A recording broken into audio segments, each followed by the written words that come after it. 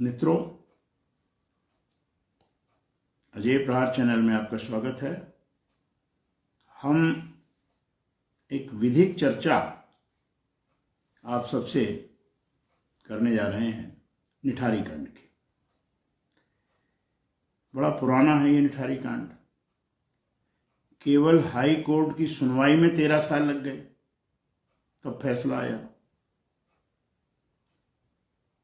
देश की सर्वोच्च जांच एजेंसी, जिस पर बड़ा भरोसा सभी को है,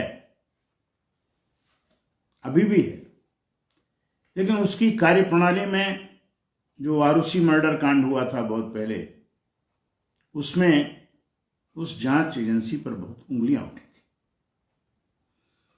और ये जो निठारी कांड है, ये जितना शर्मनाक कांड था और इतिहास में जितना शर्मनाक कांड माना जाएगा, और उसकी जांच एजेंसी ने जितना समय जांच में लिया और लगाया, और उसके बाद हाई कोर्ट में उसके हाथ से तोते उड़ गए।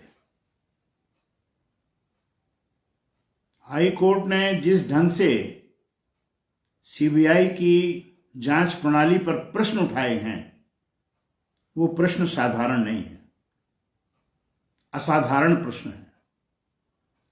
और अगर ऐसी अनदेखियां पत्रावली में हैं जो माननीय उच्च न्यायालय ने कही, तो सीबीआई पर भी एक प्रश्नवाचक चिन्ह लगता है। और माननीय उच्च न्यायालय ने जिस प्रकार से उन कमियों का फायदा उठा करके और निर्दोष करार दिया, यह भी हमारे न्याय पथ, न्यायिक प्रक्रिया में कुछ प्रश्न छोड़ता है। अगर जांच एजेंसी गड़बड़ कर रही है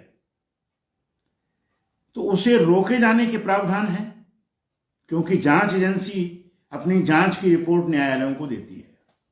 यह अलग बात है कि उच्च न्यायालय में वो पर्चा नहीं पहुंचता, लेकिन प्रशासनिक अधिकारियों के पास, उच्च अधिकारियों के पास और न्यायालयों में डे टू डे, प्रतिदिन की रिपोर्ट भेजी जाती है।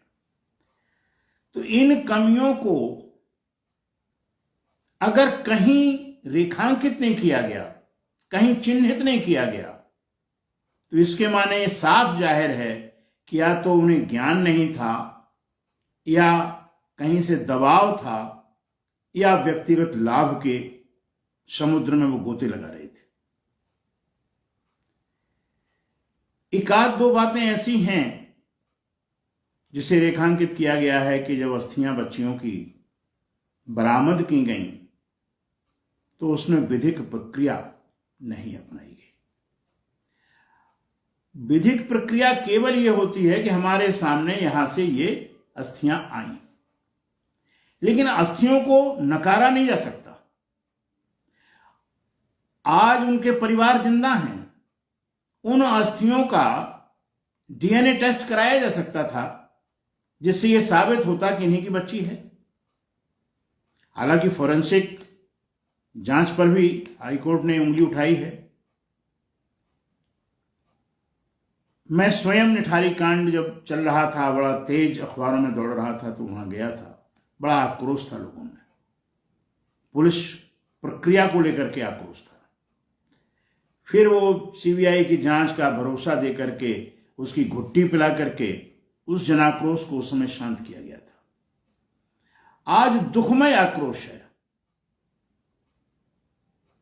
जो आक्रोश है उसमें दुख है, क्योंकि उन बच्चियों के परिवार के लोग अब वृद्धावस्था की ओर पहुंच गए हैं, और उनकी आहें इस पूरे फैसले पर और पूरी की पूरी जांच प्रणाली पर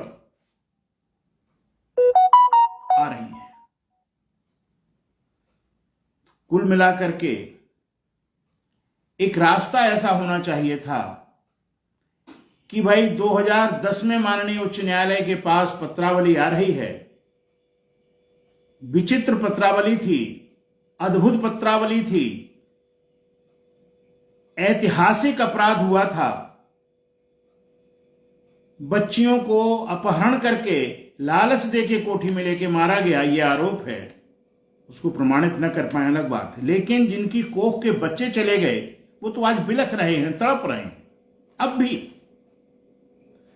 तो एक प्रक्रिया ये 10 में आया और इतना महत्वपूर्ण प्रकरण 2015 तक उसे इंतजार करना पड़ा।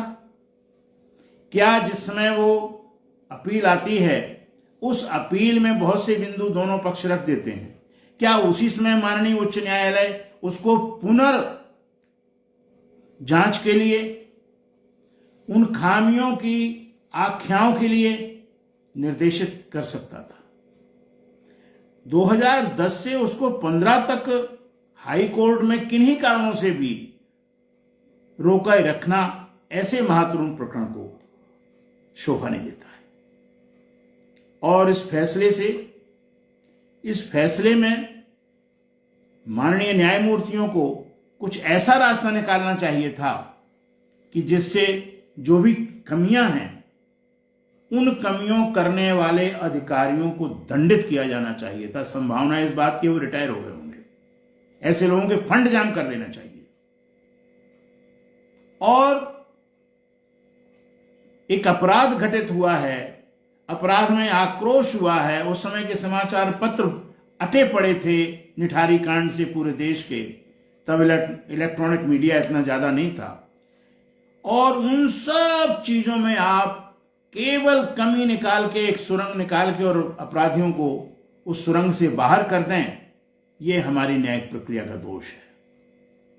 और ऐसे प्रकरण में माननीय सर्वोच्च न्यायालय को सो मोटो उस फाइल को मंगा लेना चाहिए और देखना चाहिए सीबीआई के सेशन कोर्ट की फैसले को, माननीय उच्च न्यायालय के फैसले को, और उन तथ्यों के बीच से कौन सा ऐसा रास्ता निकल सकता है जिसमें जांच अधिकारी भी दंडित हों, अपराधियों पर भी आंच आए।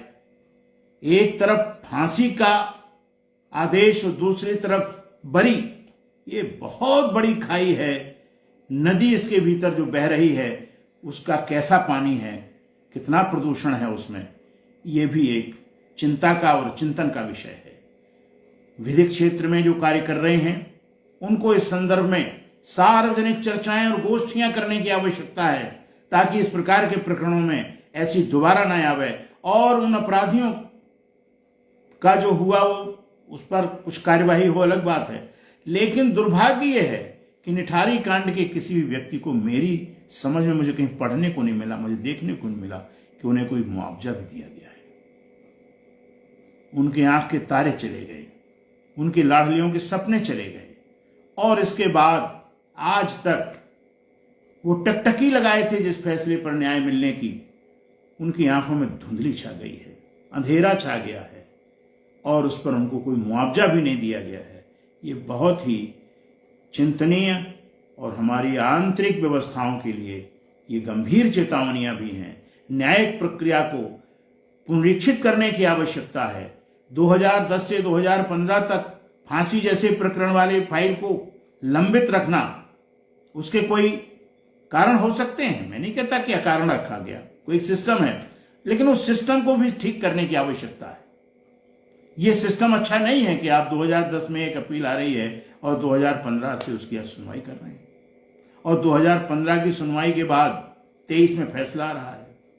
ये क्योंकि कहा जाता है कि विलंबित किसी प्रकरण को कर दीजिए तो न्याय नहीं मिलता। ये उसका जीता जागता उदाहरण है। इस जीते जागते उदाहरण ने जो एक झकझोरा है पूरे न्यायिक समाज को, बौद्धिक समाज को, उनको इस पर केवल एक एडिटोरियल लिख करके, केवल एक वीडियो बना करके नहीं पूरा किया जा सकता। इस पर पूरी गंभीरता के साथ चिंतन की आवश्यकता है विधिक समाज को। अगर विधिक समाज अपनी लड़ाई लड़ता है तो समाज की लड़ाई भी कभी कभी धारदार लड़ना चाहिए। इन्हीं शब्दों के साथ धन्यवाद।